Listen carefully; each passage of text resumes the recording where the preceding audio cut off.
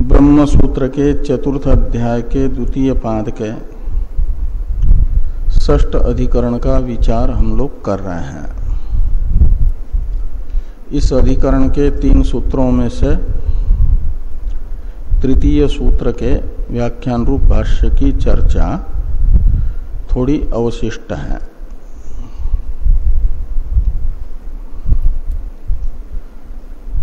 ब्रह्मज्ञानियों के प्राणों का शरीर से उत्क्रमण नहीं होता है, ये सिद्धांत है। इसे बताया गया स्पष्टो हे केशाम इत्यादि द्वितीय सूत्र से। प्रथम सूत्र में तो सिद्धांत की शंका का निराकरण पूर्वक पूर्व पक्ष बताया गया। पूर्व पक्ष है जीव से प्राणों के उत्क्रांति का निषेध होने से शरीर से तो उत्क्रांति होगी प्राणों की। जैसे अज्ञानी के होती है ऐसे ब्रह्मज्ञानी के भी प्राणों की शरीर से उत्क्रांति होगी। ये पूर्व पक्ष। सिद्धांत बताया गया कि अज्ञानी के प्राणों की उत्क्रांति जहाँ से होती है वहीं से ब्रह्मज्ञानी के प्राणों की उत्क्रांति का निषेध आर्तभाग तथा याज्ञवल्क्य जी के संवादात्मिका श्रुति ने स्पष्ट रूप से बताया है। उसके अनुरोध से माध्यनिक शाखा में भी तस्मात् इस सर्वनाम से प्रधान शरीर का परामर्श न करके गौण शरीर का ही परामर्श करना चाहिए। और तस्मात् प्राणा न उत्क्रामंति का अर्थ होगा तस्मात् ब्रह्मज्ञानिनः शरीरात् प्राणा न उत्क्रामंति। तो ये भी ब्रह्मज्ञानी के शरीर से ही प्राणों की उत्क्रांति का निषेध होगा। और षष्ठी पाठ पक्ष में तो न तस्य प्राणा उत्क्रामंति में तस्य शब्द से ब्रह्मज्ञानी का परामर्श करके अर्थ निकलेगा ब्रह्मज्ञानी संबंधी प्राणों की उत्क्रांति जहाँ से प्राप्त है वहीं से निषेध किया जा रहा है। तो अज्ञानी की पूर्व श्रुति ने बताई है उत्क्रांति शरीर से, तो ब्रह्मज्ञानी के प्राणों की भी उत्क्रांति वहीं से प्राप्त हुई, उसका निषेध। और स्पष्ट रूप से ही अज्ञानी के प्राणों की उत्क्रांति का वर्णन करते समय बताया गया है चक्षुष्टो वा मूर्ध्नो वा अन्यभ्यो वा शरीर देशभ्य। तो यहाँ शरीर के अंगों से ही अज्ञानी के प्राणों की उत्क्रांति का वर्णन स्पष्ट रूप से किया है। तो वहीं से फिर प्राणों की उत्क्रांति का निषेध भी बताया जाएगा। और केवल श्रुति मात्र शरीर अपादानक प्राण उत्क्रांति का निषेध कर रही है ऐसी बात नहीं। स्मृति भी ब्रह्मज्ञानी के शरीर अपादानक प्राणों की उत्क्रांति का निषेध करती है। इसे बताते हुए स्मर्यते तो इस अधिकरण के तृतीय सूत्र में और सिद्धांत के द्वितीय सूत्र में ये बताया गया सर्वभूतात्म भूतस्य। ये जो महाभारत श्लोक है ये बता रहा है कि ब्रह्मज्ञानी का कोई मार्ग नहीं होता है। ब्रह्मज्ञानी को ब्रह्मज्ञान का फल प्राप्त करने के लिए यदि मार्ग होता तो सर्वज्ञ कल्प देवता जरूर उसे जानते हैं। नहीं जानते हैं सर्वज्ञ कल्प होने पर भी का अर्थ है कि ब्रह्मज्ञानी के ब्रह्मज्ञान का फल प्रापक कोई मार्ग है ही नहीं। तो इस प्रकार ब्रह्मज्ञानी के मार्ग का निषेध है। ये मार्ग निषेध उत्क्रांति निषेध का भी उपलक्षण है स्मृति में, महाभारत में। इसलिए यह महाभारत स्मृति मार्ग का निषेध करके बता रही है उत्क्रांति पूर्वक होने वाला मार्ग ब्रह्मज्ञानी का नहीं होता है का अर्थ है उत्क्रांति भी नहीं होती है। अब ननु गतिरपि ब्रह्मविदः इत्यादि भाष्य का अवतरण है टीका में, इसे देखिए।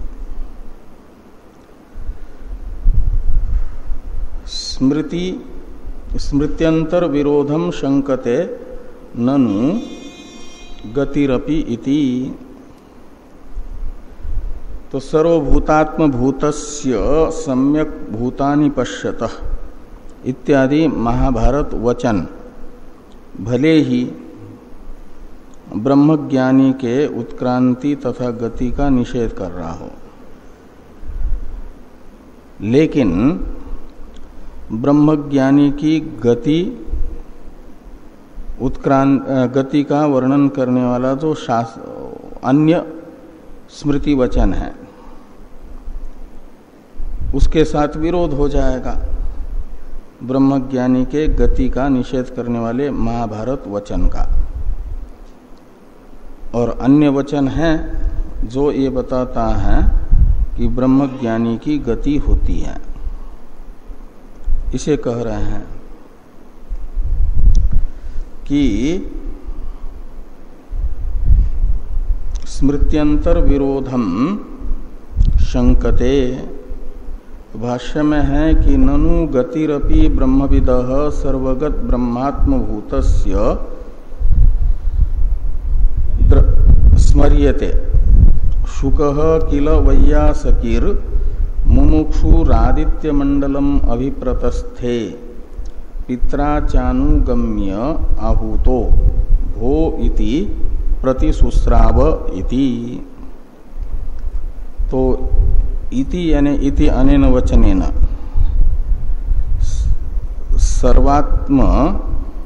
सर्वगत ब्रह्मात्मभूत जो ब्रह्मज्ञानी है शुकदेव जी, सबकी प्रत्येगात्मभूत ब्रह्म मैं हूं, ऐसा हाथ में रखे हुए अवले के तरह संशय विपर्य रहित अनुभव जिन्हें निर्विशेष ब्रह्म का है, ऐसे सुखदेव जी की गति का वर्णन यह वचन कर रहा है। तो सुखदेव जी ब्रह्मज्ञानी हैं और उनकी गति हो रही है का अर्थ है ब्रह्मज्ञानी के भी गति का मार्ग का वर्णन शास्त्र में है, स्मृति में है। तो उस स्मृति का विरोध होगा, ब्रह्मज्ञानी की गति उत्क्रांति का निषेध करेंगे तो यह स्मृति बता रही है कि सुख किल वैयासकी। वैयासकी कहते हैं व्यास जी के पुत्र को, दशरथ के पुत्र को दासरथी, वसुदेव के पुत्र को वासुदेव, ऐसे व्यास के पुत्र को कहा जाता है वैयासकी, यानी व्यास पुत्र सुखदेव। और कील का अर्थ है प्रसिद्ध है। यह बात प्रसिद्ध है कि व्यास जी के पुत्र सुखदेव जी और मुमुक्षु, यानी पहले मुमुक्षु थे, मुमुक्षु होकर के ब्रह्म ज्ञान की साधना करके ब्रह्म ज्ञान प्राप्त कर लिया, अब मुमुक्षु नहीं है, मुक्त है। तो मुमुक्षु आदित्य मंडलम अभिप्रतस्थे, या विधेय कैवल्य को प्राप्त करने की इच्छा वाले। अभी सशरीर है, मुमुक्षु शब्द को यदि वही लेना है तो मोक्ष से लेना, मोक्ष चाहने वाले मुमुक्षु का अर्थ हो जाएगा।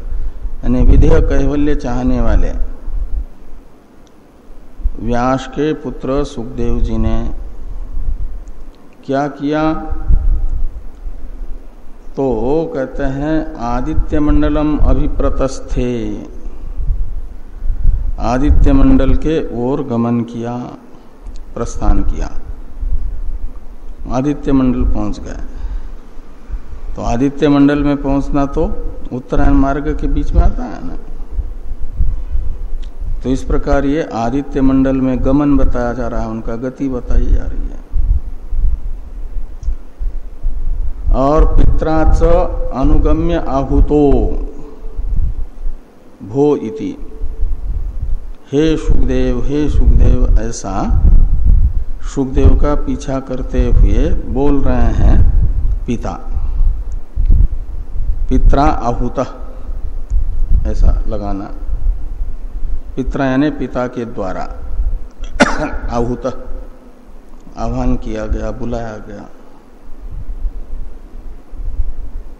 कैसे पिता हैं, तो अनुगम्य, सुखदेव जी जा रहे हैं और उनका अनुगमन कर रहे हैं व्यास जी, पीछे पीछे जा रहे हैं। हे पुत्र कहते हुए। इति प्रतिशुश्राव, तो उन्होंने तो उत्तर नहीं दिया, लेकिन तरोभिनेदुस आता है ना, हाँ भागवत में आता है कि सुखदेव जी ने तो नहीं कहा, तरुओं ने कहा, तरुओभिनेदुस।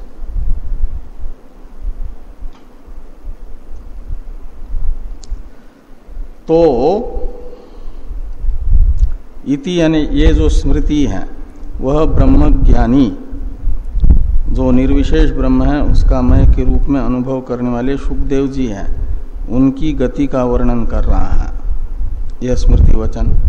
इसका विरोध होगा यदि ये कहेंगे कि ब्रह्मज्ञानी की गति यानी मार्ग नहीं होता है। इस प्रकार की हुई शंका। इस शंका का निराकरण करते हुए कहा जा रहा है कि न, ये कहना ठीक नहीं है। क्यों? तो कहते सशरीरस्य व अयम योग बलेन विशिष्ट देश प्राप्ति पूर्वक शरीर उत्सर्ग इति द्रष्टव्यम। इस वाक्य का अवतरण है टीका में, इसे देखिए कि सगुण विद्या बलेन ऐसा गति इति परिहरति सशरीरस्य इति। सुखदेव जी सगुण ब्रह्मविद भी है, निर्गुण ब्रह्मविद भी है। तो निर्गुण ब्रह्म ज्ञान का फल नहीं है आदित्य मंडल में उन्होंने प्रस्थान किया ऐसा। ये सगुण ब्रह्म विद्या का सामर्थ्य है कि वे सशरीर आदित्य मंडल पहुंचे। तो जैसे नारद जी सशरीर पूरे संसार में भ्रमण करते हैं, भक्ति का फल है, भक्ति है सगुण ब्रह्म विद्या। ऐसे सुखदेव जी के भी सगुण ब्रह्म विद्या के सामर्थ्य से सुखदेव जी सशरीर विशिष्ट देश जो है आदित्य मंडलात्मक वहां पहुंच करके फिर उपाधिभूत शरीर का परित्याग किया है। ये सगुण ब्रह्म विद्या की महत्ता है। इसलिए कहते हैं कि सगुण विद्या बलेन ऐसा गति इति परिहरति। और जब शरीर त्याग होगा तो निर्गुण ब्रह्म विद्या का फल प्राप्त होगा, विदेह कैवल्य, शरीरपात समकाल में। बाकी उनके पास सगुण ब्रह्म विद्या भी है, उसका उपयोग करके उन्होंने पृथ्वी लोक में शरीर न छोड़ करके आदित्य मंडल पहुंच करके शरीर छोड़ा,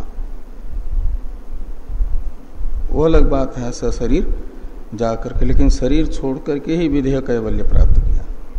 और उस समय उनके प्राणों का उत्क्रमण नहीं हुआ, चाहे यहाँ शरीर छोड़े ब्रह्मज्ञानी या कहीं पर भी संसार में शरीर छोड़े, उनके प्राणों का उत्सर्ग उत्क्रांति नहीं होती है, उत्क्रमण नहीं होता है, और इसलिए गति भी यानी मार्ग भी नहीं होता। ये जो कहा जा रहा है निर्गुण विद्या के फल स्वरूप, उसमें कोई विरोध नहीं है इन दोनों श्रुतियों का आपस में। इस अभिप्राय से समाधान किया जा रहा है। टीकाकार कहते हैं कि सगुण विद्या बलेन ऐसा गति, ये जो सुखदेव जी को सशरीर गति हुई आदित्य मंडल में, वह सगुण ब्रह्म विद्या के सामर्थ्य से हुई है। महाराष्ट्र में प्रसिद्ध हैं तुकाराम महाराज, सशरीर चले गए वैकुंठ, उनका शरीर यहाँ पृथ्वी पर नहीं रहा। तो ऐसे सुखदेव जी भी जाते हैं। तो सगुण विद्या बलेन ऐसा गति इति परिहरति। तो भाष्य में देखिए कि सशरीरस्यैव अयम योग बलेन विशिष्ट देश प्राप्ति पूर्वक शरीर उत्सर्ग इति द्रष्टव्यम। योग बल है, यहाँ पर योग शब्द का अर्थ है सगुण ब्रह्म विद्या, उपासना, ध्यान, वही योग है। तो सुखदेव जी की जो परिपक्व ब्रह्म विद्या है सगुण, उसके सामर्थ्य से विशिष्ट देश पहुंचे वे आदित्य मंडल, और वहां उन्होंने शरीरोत्सर्ग किया, शरीर को त्यागा। तो सशरीरस्यैव अयम योग बलेन विशिष्ट देश प्राप्ति पूर्वक शरीर उत्सर्ग इति द्रष्टव्यम। बैठी वहीं बैठी, ओ वहीं बैठ लेना, बाद में।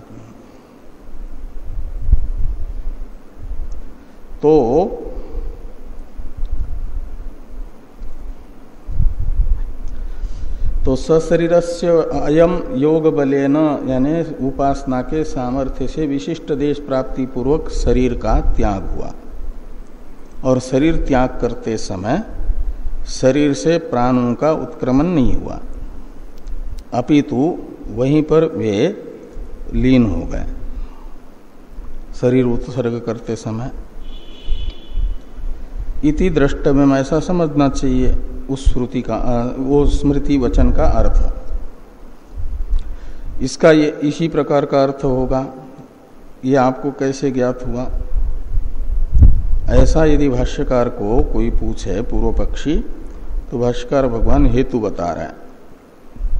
सर्वभूत दृश्यत्वादि उपन्यासात, तो सर्वभूत दृश्यत्वादि का वर्णन है, यानी सबके देखते देखते सुखदेव जी सशरीर ऊपर गए।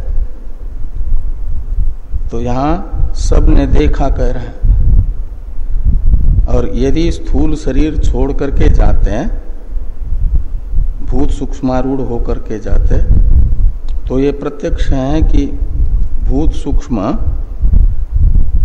आरूढ़ जो सूक्ष्म शरीर है तद अभिमानी है, वो किसी को दिखता नहीं है, भूत सूक्ष्म भी नहीं दिखते।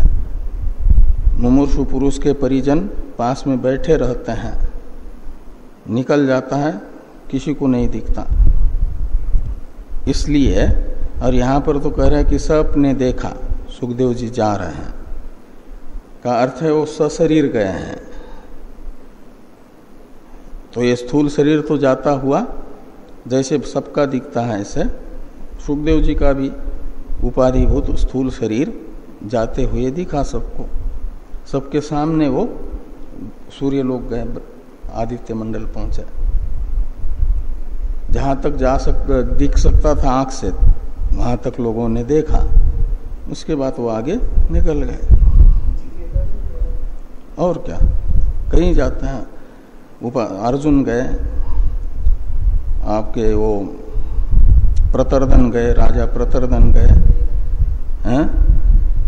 कैकेयी गई, कैकेयी भी गई थी। हाँ, दशरथ जब देवताओं के सहायता के लिए गए थे देवासुर संग्राम में, तो उस समय सारथी बनकर के कैकेयी गई थी।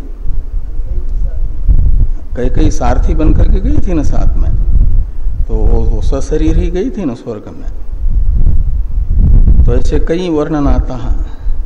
वो निर्गुण ब्रह्म विद्या का फल नहीं है, वो सगुण ब्रह्म विद्या के सामर्थ्य से सशरीर जहां तक जाना था उनको वहां तक गए। बाद में फिर शरीर का अनुपयोग देखा तो वहां शरीर त्याग दिया।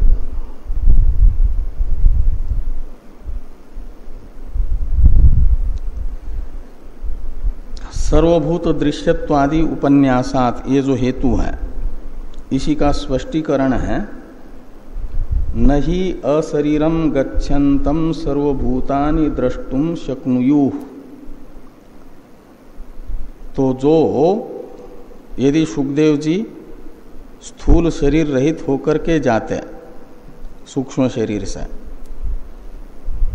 तो ये प्रत्यक्ष देखा गया कि सूक्ष्म शरीर किसी के नेत्र का विषय नहीं बनता है, किसी का दृश्य नहीं बनता। तो सुखदेव जी भी स्थूल शरीर को यहीं छोड़ करके जाते, तो जाते समय किसी को दिखते नहीं। तो अशरीरम गच्छन्तम सर्वभूतानि द्रष्टुम न शक्नुयुः, ऐसा अन्वय करना। और तथा च तत्रैव उपसंहृतम, लेकिन सुखदेव जी को जाते हुए सब प्राणियों ने देखा। ऐसा सुखदेव जी की गति का वर्णन करने वाले प्रकरण में ही बताया गया है उपसंहार में कि सुकस्तु मारुतात शीघ्राम गतिम कृत्वा अंतरिक्षगः दर्शयित्वा प्रभावम स्वम सर्वभूत गतो अभवत। तो सुखदेव जी ने क्या किया? कहते मारुतात शीघ्राम गतिम कृत्वा, जो मारुत यानी ये वायु, तो वायु की गति से भी शीघ्र गति वाले हो गए। वायु पीछे छूट गया, सुखदेव जी आगे निकल गए। तो मारुतात शीघ्राम गतिम कृत्वा अंतरिक्षगः, वो आकाश में पहुंच गए, आदित्य मंडल में। अंतरिक्षज्ञ हुए का मतलब आदित्य मंडलस्थ हो गए। तो स्वम प्रभावम दर्शयित्वा, सब प्राणियों को अपना यानी अपनी उपासना का प्रभाव दिखा करके बाद में फिर वहां शरीर छोड़ करके सर्वभूत गतो अभवत। सर्वभूत गत होने का अर्थ है ब्रह्मलीन हो जाना, ब्रह्मलीन हो गए। यानी सब शरीरों का, स्थूल शरीर का भी, सूक्ष्म शरीर का भी, कारण शरीर तो पहले ही समाप्त हुआ, निर्गुण ब्रह्म विद्या से त्याग कर दिया। तस्मात् अभाव परब्रह्म विदो गति उत्क्रांत्यो, इसलिए सुखदेव जी की गति को बताने वाले वचन से भी निर्गुण ब्रह्मज्ञानी की गति तथा उत्क्रांति सिद्ध नहीं होगी। निर्गुण ब्रह्मज्ञानी के प्राणों की उत्क्रांति का अभाव तथा मार्ग का अभाव ही निश्चित होता है। गति श्रुतिनांतु विषयम, इसका अवतरण है टीका में। ननु तरहि तयोर्धमायन अमृतत्वम येति स एव येनान ब्रह्म गमयति इत्यादि श्रुतीनाम का गति ही तत्र आह गतीति। कहते यदि ऐसा है कि ब्रह्मज्ञानी के लिए मार्ग की और उत्क्रांति की आवश्यकता नहीं है, उत्क्रांति नहीं होती है प्राणों की ब्रह्मज्ञानी के, और ब्रह्मज्ञानी को ब्रह्मज्ञान का फल प्राप्त करने के लिए मार्ग की भी आवश्यकता नहीं है, अभाव ही है उत्क्रांति और गति का। तो फिर गमन पूर्वक सुषुम्ना नाड़ी से गमन पूर्वक अमृतत्व को बताने वाली जो श्रुति है ब्रह्मज्ञानी की गति बताने वाली, और स एनान ब्रह्म गमयति, ये जो मार्ग में विद्युत लोक में आकर के अमानव पुरुष ब्रह्मज्ञानियों को ब्रह्म की प्राप्ति कराता है, ये बताने वाला वचन, इन सब वचनों का क्या होगा, इनकी क्या गति होगी, इस प्रकार की शंका का समाधान करते हुए भाष्यकार भगवान कह रहे हैं कि गति श्रुतिनांतु विषयम उपरिष्टात् व्याख्यास्यामः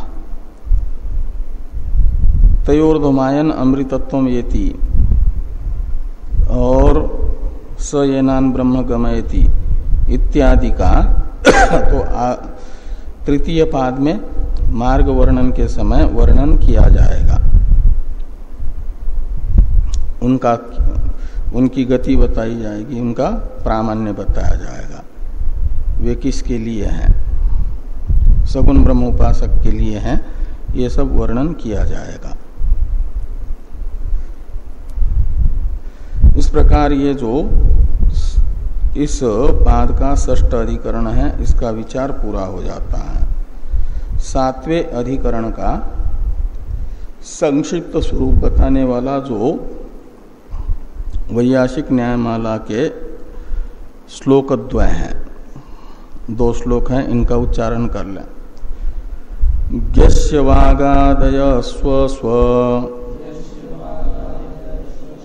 हेतो लीना परेथवा गताः कला इति श्रुत्या स्वस्व हेतु सुतल्लयः नद्यब्धिलय साम्योक्तेर विद्वद्दृष्ट्यालय परे अन्य दृष्टि परम शास्त्रम गता इत्यादि उदाहरितम।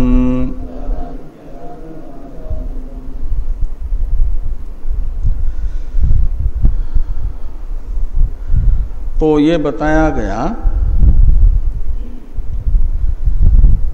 ब्रह्मज्ञानी की उपाधिभूत सूक्ष्म शरीर अंतःपाती जो प्राणादि हैं, बाह्य ज्ञानेन्द्रिय पंचक, कर्मेंद्रिय पंचक, प्राण पंचक और अंतःकरण चतुष्टय कहो या अंतःकरण द्वय कहो, ये और भूत सूक्ष्म इसका आश्रय भूत, ब्रह्मज्ञानी का जन्मांतर नहीं होना है, इसलिए इनका जिस शरीर में ब्रह्मज्ञान हुआ उससे उत्क्रमण भी नहीं होता, उसी शरीर में रहते रहते लय होता है, ये कहा गया। अब ये जो लय है कहाँ होगा? हाँ, उत्क्रांति निषेध का अवधि तो बताया गया शरीर को, कि शरीर से प्राणों की उत्क्रांति नहीं होती है, अपितु प्राणों का लय होता है। तो प्राणों का लय कहाँ होगा? भूतों में होगा, उनके अपने अपने उपादान कारणभूत भूतों में, या परमात्मा में होगा? ये संशय है। कि ज्ञस्य यानी ब्रह्मज्ञानी न, ज्ञस्य का अर्थ है कि ब्रह्मज्ञानी के जो वागादि प्राण हैं, ये स्व हेतु लीना, अब हेतु शब्द प्रकृति का परामर्शक है, उपादान कारण का परामर्शक है, तो अपने अपने उपादान कारण में लीन होंगे अथवा परे यानी परमात्मा में लीन होंगे। ब्रह्मज्ञानी के उपाधिभूत सूक्ष्म शरीर अंतःपाती तत्व तथा भूत सूक्ष्म उनके अपने अपने उपादान कारण में लीन होते हैं कि परमात्मा में लीन होते हैं। ये प्रथम श्लोक के पूर्वार्ध का अर्थ हुआ संशय रूप। पूर्व पक्षी कहते हैं स्वस्व हेतुषु तल्लयः, ब्रह्मज्ञानी के उपाधिभूत सूक्ष्म शरीर के तत्वों का लय मानना चाहिए उनके अपने अपने उपादान कारण में। बाह्य ज्ञानेन्द्रियों का उपादान कारण है अपंचकृत पंच महाभूतों के सत्वगुण अलग अलग, और अंतःकरण का उपादान कारण है सम्मिलित सत्वगुण। कर्मेंद्रियों का उपादान कारण है अलग अलग अपंचकृत पंचभूतों का रजोगुण, और प्राणों का उपादान कारण है सम्मिलित रजोगुण। उनमें इनका लय मानना चाहिए। और भूत सूक्ष्मों का उपादान कारण है स्थूल भूत, उन्हीं का सूक्ष्म अंश है ना, वे भी अपने उपादान कारण में लीन होते हैं। ये माना जा, ये हुआ पूर्व पक्ष कि स्वस्व हेतु सुतल्लय। कहे किस आधार पर आप कह रहे हैं? पूर्व पक्षी को यदि सिद्धांति पूछते हैं तो कहते हैं कि गता कला इति श्रुत्या गता कला पंचदश प्रतिष्ठा, ये जो प्रश्नोपनिषद मंत्र हैं, वचन है, यह बता रहा है कि कला यानी ये प्राण आदि वाग आदि हैं, कला शब्द का अर्थ, और ये ब्रह्मज्ञानी की उपाधिभूत वाग आदि का लय हो जाता है किसमें? अपने अपने उपादान कारण में। कला शब्द का प्रतिष्ठा शब्द का अर्थ है उपादान कारण, कला शब्द का अर्थ है ये उपाधिभूत वाग आदि इंद्रिया। तो ब्रह्मज्ञानी की उपाधिभूत कला शब्दित वाग आदि का लय उस श्रुतिस्थ प्रतिष्ठा शब्द का अर्थभूत उनके अपने अपने उपादान कारण में होता है, ये श्रुति बता रही है। तो इस प्रकार का पूर्व पक्ष प्राप्त होने पर सिद्धांत है नद्यब्धि लय साम्योक्तेर विद्वत दृष्टिया लय परे। तो नदी और सागर का दृष्टांत बताया है ब्रह्मज्ञानी के निर्विशेष ब्रह्म प्राप्ति में। बताया जाता है एवं एव अस्य परिद्रष्टुः इमा षोडश कला पुरुषायना पुरुषं प्राप्य अस्तंगच्छन्ति। इसमें एवं शब्द से दार्ष्टान्त में जो पूर्व में दृष्टांत बताया उसको लेना है। तो दृष्टांत है नदी में, नदी का समुद्र में विलय। तो जैसे नदी समुद्र में मिल जाती है तो अपना जो विशिष्ट नाम और रूप होता है उनको छोड़ करके समुद्र को प्राप्त करती हैं, और फिर वह गंगा नहीं कहलाती, नर्मदा नहीं कहलाती, अपितु समुद्र इसी नाम से कही जाती है। ऐसे ही निर्विशेष ब्रह्मज्ञानी जिन नाम रूपात्मक उपाधि के कारण जीवित अवस्था में ब्रह्मरूप होता हुआ भी ब्रह्म से अलग सा जिन उपाधि के कारण प्रतीत हो रहा था, नाम रूपात्मक यही वागादि उपाधियां, इन उपाधियों को छोड़ देता है, जैसे नदी छोड़ देती है, और फिर वह पुरुषम प्राप्य, पुरुष को प्राप्त करके पुरुषायना अस्तंगच्छन्ति, नाम रूपे विहाय, नाम रूप को छोड़ करके ये लीन ब्रह्मलीन हो जाते हैं। फिर उस समय पुरुष यानी पूर्ण जो ब्रह्म है वो ब्रह्म इस नाम से ही कहा जाता है, जैसे नदी समुद्र इस नाम से कही जाती है। यह श्रुति परमात्मा में ब्रह्मज्ञानी की उपाधिभूत वागादि कलाओं का लय बता रही है। इसलिए ये कहते हैं कि नदी अब्धि लय साम्योक्ते, नदी में समुद्र में नदी का लय जैसे होता है ऐसा ब्रह्मज्ञानी की कलाओं का ब्रह्म में लय बताया गया है।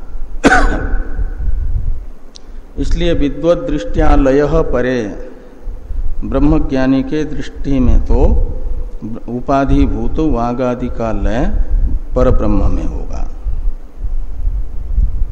अन्य दृष्टि परम शास्त्रम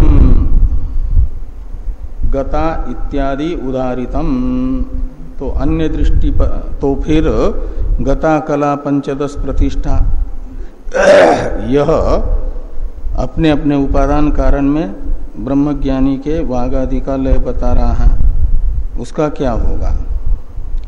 तो वह अज्ञानी के दृष्टि से है। ज्ञानी के दृष्टि से तो ज्ञानी की उपाधि का लय हो जाता है परमात्मा में ही, क्योंकि ज्ञानी की दृष्टि में परमात्मा में ही प्रकृति तथा प्राकृत समस्त जगत अध्यस्त है। परमात्मा सारे प्रकृति तथा प्राकृत जगत का अधिष्ठान है और अधिष्ठान ही अध्यस्त का वास्तविक स्वरूप होता है। रस्सी का ज्ञान होगा तो रस्सी में, रस्सी के अज्ञान से कल्पित जो सर्प है उसका लय है रस्सी से अतिरिक्त और किसी में नहीं होगा। विवेकी के दृष्टि में वो रस्सी ही है। ऐसे ही ब्रह्म, ये जो उपाधिभूत वागादि है, यह ब्रह्म में कल्पित होने से वे ब्रह्म रूप ही हैं। ये ब्रह्मज्ञानी की दृष्टि है। और गता कला पंचदश, यह अज्ञानी के दृष्टि से जैसे घट का लय उसके उपादान कारण मिट्टी में होता है, ऐसे उपाधि के उपादान कारण भूत पंचभूतों में वागादि का लय वो प्रश्नोपनिषद वचन बता रहा। तो अन्य दृष्टि परम शास्त्रम गता इत्यादि उदाहरितम, अन्य दृष्टि है अज्ञानी की दृष्टि, व्यावहारिक दृष्टि। भाष्य को देखिए,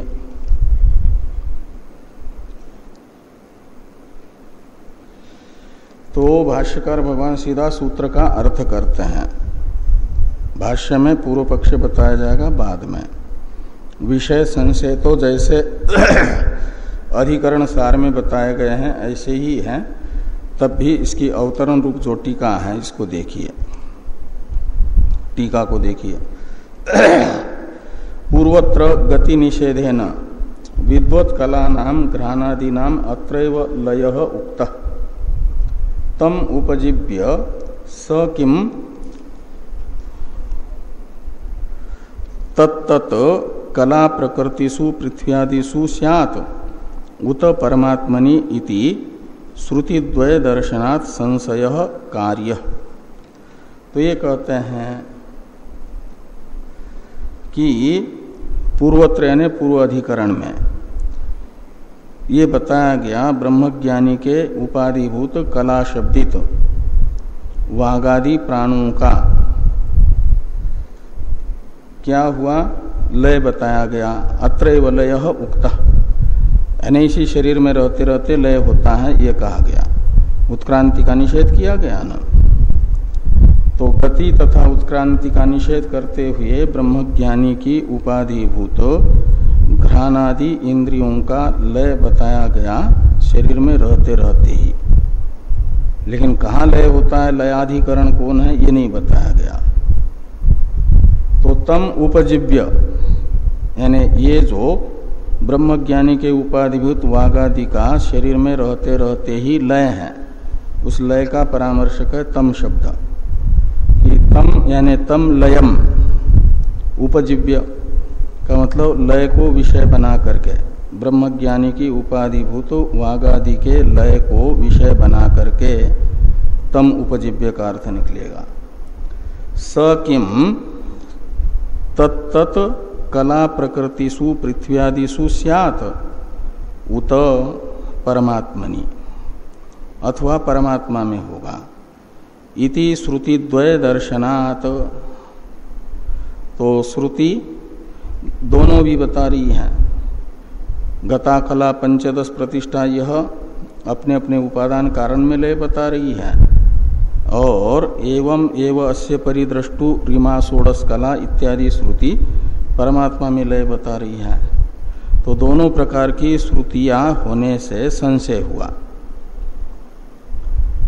तो पूर्व पक्ष रहेगा गता कला पंचदश प्रतिष्ठा, इस श्रुति को आधार बना करके अपने अपने उपादान कारण में लय वाग आदि का, इस पूर्व पक्ष को भाष्य में बताया जाएगा बाद में। ये टीकाकार कह रहे हैं कि तत्र साक्षात प्रकृतो विकारलय इति न्याय अनुगृहीतया गता कला इति श्रुत्या पूर्वपक्षम अग्रे वदन आदो सिद्धांतम आह। तो कार्य का अपनी साक्षात प्रकृति यानी उपादान कारण में लय होता है। ये जो न्याय पहले बताया गया था, इससे अनुगृहीत गता कला पंचदश प्रतिष्ठा इस श्रुति से पूर्व पक्ष बताया जाएगा अपने अपने उपादान कारण में ब्रह्मज्ञानी के उपाधिभूत वागादि का लय मानने वाला पूर्व पक्ष, उसे आगे बताया जाएगा। अग्रे यानी अनंतर, बाद में बताया जाएगा। आदौ यानी प्रथमम, सिद्धांतम आह, पहले सिद्धांत को बताते हैं सूत्रकार, और उसी का व्याख्यान भाष्यकार भगवान कर रहे तानी इत्यादि से। तो सूत्र को देखिए पहले, तानी परे तथा ह्याह, तानि परे तथा ह्याह, तानि परे तथा ही आह, ऐसे चार पद हैं। तानि यानी वागादीनी, जो ब्रह्मज्ञानी की उपाधिभूत वागादि इंद्रियां हैं, उनको तानि शब्द से ग्रहण करके परे लियन्ते ऐसे लगाना। तानि परे लियन्ते, परे यानी परमात्मनि, ब्रह्मज्ञानी की दृष्टि से परमात्मा में ही अध्यस्त ये सब के सब है, भूत सूक्ष्म भी और उनमें आश्रित सूक्ष्म शरीर के तत्व भी सब इसी में आश्रित है, ब्रह्म में ही कल्पित है। और कल्पित का अधिष्ठान के ज्ञान से जब अज्ञान दूर होता है अधिष्ठान का, तो लय माना जाता है अधिष्ठान में ही। कल्पित का वास्तविक स्वरूप अधिष्ठान ही होता है। उस दृष्टि से कहते हैं कि तानी परे यानी परमात्मनि लियन्ते, ब्रह्मज्ञानी के उपाधिभूत वागादि का लय तथा भूत सूक्ष्मों का लय हो जाता है परमात्मा में।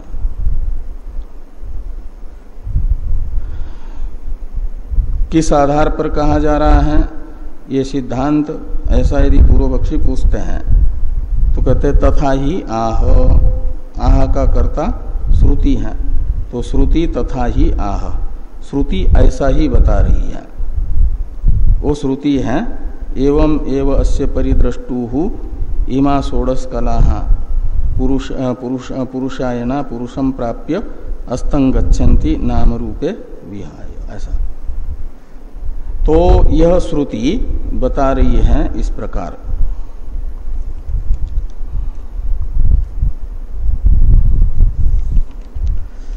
तो भाष्यकार भगवान इस सूत्र का इसी प्रकार का अर्थ बता रहे हैं। देखिए, तानी परे का पहले अर्थ करते हैं कि तानी पुनः प्राण शब्दोदितानि इंद्रियानि भूतानि च परब्रह्मविदः तस्मिन् एव परस्मिन् आत्मनि प्रलीयन्ते। प्रलीयन्ते पद का अध्यार कर लिया, तानी शब्द का अर्थ कर दिया भूतानि च, यहाँ तक। तानी ये सर्वनाम है, वो प्रकृत उपाधिभूत सूक्ष्म शरीर अंतपाती तत्व तथा भूत सूक्ष्मों का परामर्शक है। इसलिए कहा प्राण शब्द उदितानि इंद्रियानि, और भूतानि से लेना भूत सूक्ष्मों को, उनके आश्रय भूत जो भूत सूक्ष्म है, जिनको बताया गया था पहले मोक्ष तक स्थित रहते हैं करके, अब ब्रह्मज्ञानी का मोक्ष होना है, ब्रह्मज्ञान हुआ है, इसलिए स्वरूप लय होगा। तो परब्रह्मविदः तस्मिन् एव परस्मिन् आत्मनि प्रलीयन्ते, वो परमात्मा में इनका लय होगा। ये जो प्रतिज्ञा हुई तानी परे, इसका अर्थ हो गया तथा ही आह, इसका अवतरण है एक प्रश्न के रूप में, कस्मात्, यानी किस कारण से ब्रह्मज्ञानी के उपाधिभूत वागादि का लय परमात्मा में ही माना जा रहा है, इसका ज्ञापक प्रमाण कौन है? तो प्रमाण बताते हैं, तथा ही आह श्रुति एवं एव अस्य परिद्रष्टुः इमा षोडश कला पुरुषायना पुरुषं प्राप्य अस्तं गच्छन्ति इति। तो अस्य परिद्रष्टुः, इसमें अस्य शब्द प्रकृत ब्रह्मज्ञानी का परामर्शक है, और परिद्रष्टु यानी सर्वत्र ब्रह्मदर्शी। परि शब्द का अर्थ है सर्वत्र, द्रष्टु का अर्थ है ब्रह्मद्रष्टु, अधिष्ठान का ही सर्वत्र ग्रहण कर रहा है।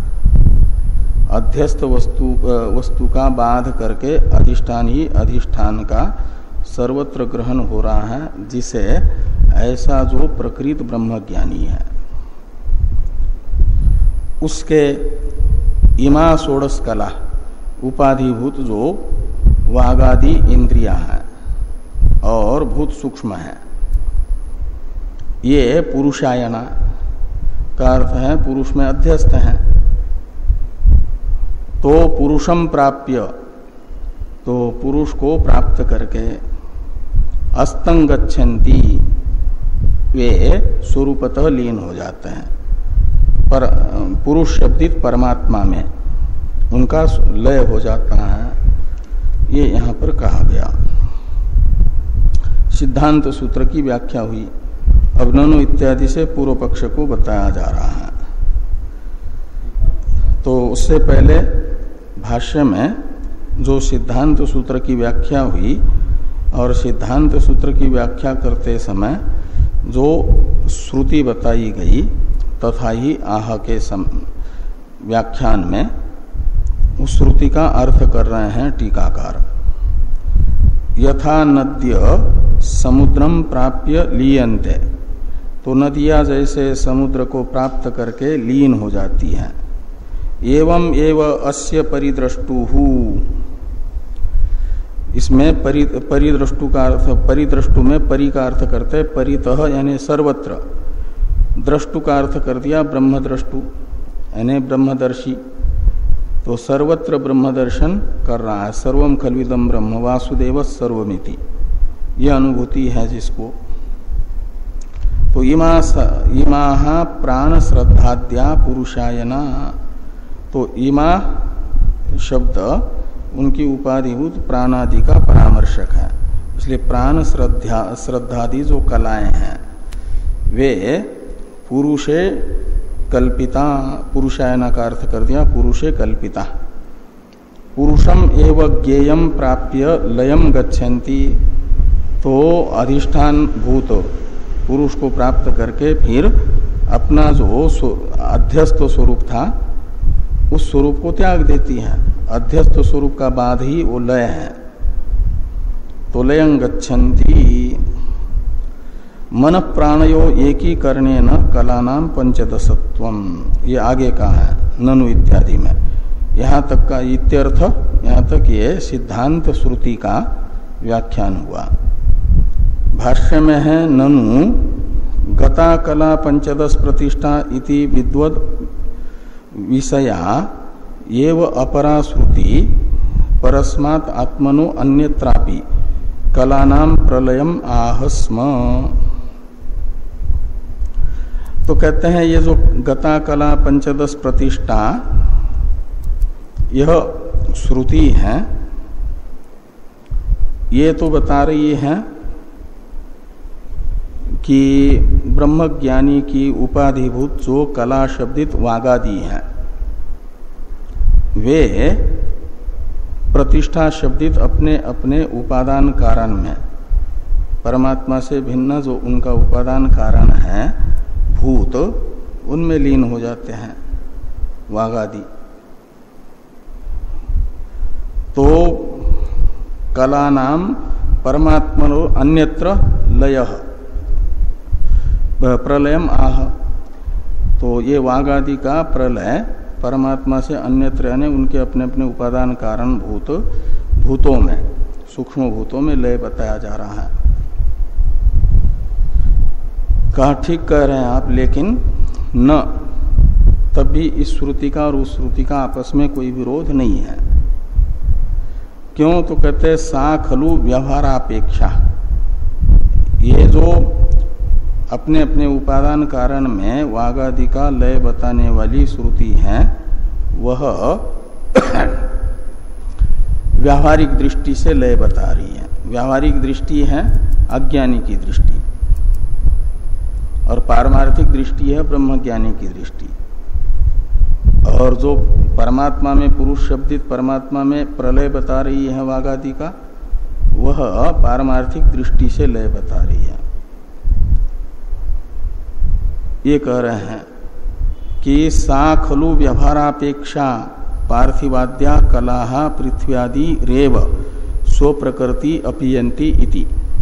ऐसा बता रही है कि व्यवहार में देखा जाता है कि घट अपने उपादान कारण मिट्टी में लीन होता है, अंगूठी अपने उपादान कारण सोने में लीन होती है।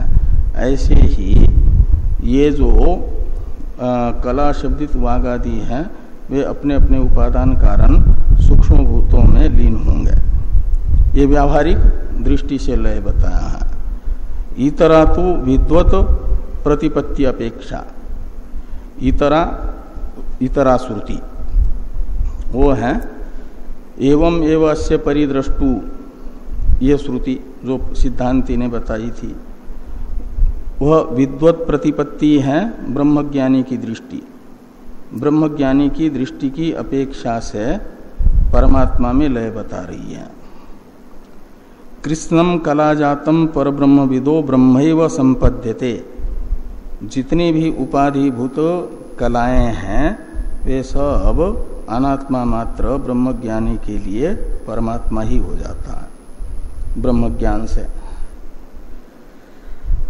तस्मात् अदोष, इस प्रकार ये अलग अलग दो दृष्टि होने से व्यावहारिक दृष्टि पारमार्थिक दृष्टि, इसलिए कोई दोष श्रुति द्वय का आपस में विरोधात्मक नहीं है। थोड़ी सी टीका है, इसे देखिए। मन प्राणयोः एकीकरणेन कलानां पंचदशत्वम्। तो ये जो गता कला पंचदश प्रतिष्ठा, इसमें 15 कलाएं बताई जा रही हैं और पूर्व श्रुति में 16 कलाएं बताई थी, 16 कलाएं बताई थी। तो ये कलाओं की विषम संख्या कैसे हो रही है? तो कहते हैं जब 16 कला बताते हैं तो मन और बुद्धि को, प्राण को अलग अलग मानते हैं, और जब 15 कला कह रहे हैं तो वहां पर मन और प्राण का एक ही भाव करके, तो इसलिए कहते हैं मन प्राणयोः एकीकरणेन कलानां पंचदशत्वम्। अलग करो तो 16 हो जाएगी। तो प्रतिष्ठा शब्द का, प्रतिष्ठा ये द्वितीया का बहुवचन है और उसका अर्थ है उपादान कारण। तो स्वस्य प्रकृति ही पृथ्व्याद्या इत्यर्थ। तो ये जो घ्राणादि की प्रकृति है अपनी अपनी उपादान कारण भूता सूक्ष्म पृथ्वी आदि, उनमें उनका लय, ये प्रतिष्ठा शब्द का अर्थ निकलेगा प्रकृति, अपनी अपनी प्रकृति। ये व्यावहारिक दृष्टि से बताया गया।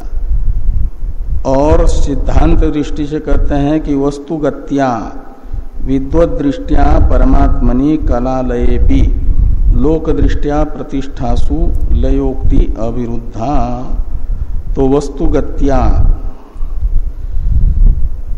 यानी परमार्थ दृष्टि से परमात्मनि कलालयेपि, कलाओं का लय होने पर भी परमात्मा में लोक दृष्टि से प्रतिष्ठा शब्दित तो उनके अपने अपने उपादान कारण जो अवांतर प्रकृति है उसमें लय होगा। लयो अविरुद्ध क्यों कहते तथा च कला स्व प्रकृति सु, दोनों का मिलकर के अभिप्राय ये निकलेगा कि जैसे पहले कहा प्राण का जीव में वृत्ति लय और जीव द्वारा तेज में, तो प्राण तेजसी ये तो सीधे तेज में कह रहा है और आप जीव द्वारा प्राण का तेज में लय बता रहे हो, तो कहा ऐसा ही है। ऐसे ही यहाँ पर भी फिर इन दोनों श्रुतियों का समन्वय करने के लिए अर्थ निकलेगा कि तथा च कला स्व प्रकृतिषु विलाप्य ताभि सह पुरुषे लीयन्ते इति श्रुतिद्वय तात्पर्यम्। गता